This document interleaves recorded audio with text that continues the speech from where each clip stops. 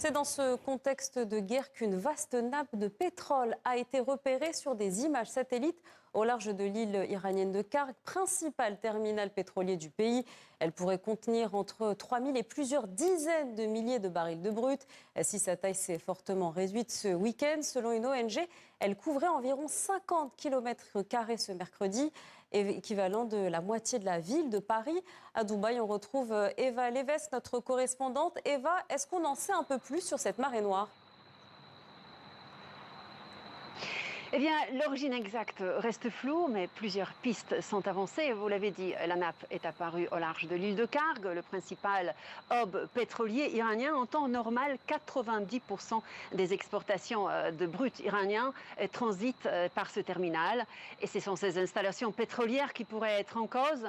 Le principal suspect serait l'oléoduc sous-marin qui relie Karg au champ pétrolier offshore d'Abusar, un pipeline vieux de plusieurs décennies, mal entretenu avec des antécédents de fuite. Autre possibilité, des installations fragilisées par les frappes américaines ayant entraîné une fuite.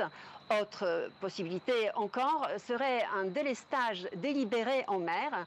Depuis le blocus naval américain des ports iraniens, les cuves de stockage de brut sont en saturation. Et pour éviter de fermer certains puits difficiles à relancer ensuite, l'Iran stocke son brut même sur de vieux tankers. Une fuite depuis l'un de ces navires serait possible. Téhéran, de son côté, rejette ces scénarios et affirme que le déversement proviendrait d'un pétrolier européen. Les images satellites du 8 mai ne montrent pas de nouvelles fuites actives au point d'origine, ce qui plaiderait plutôt pour un événement isolé. Alors Eva, la nappe ne s'étend plus, mais les instances environnementales dans le golfe arabo-persique sont malgré tout en alerte. Et oui, Amal, parce que la nappe dérivait vers le Qatar et l'Arabie Saoudite avec un risque pour les côtes émiriennes. Et ce serait un cauchemar pour les usines de dessalement, essentielles pour produire de l'eau potable dans ces pays. Et les conséquences écologiques restent encore difficiles à mesurer.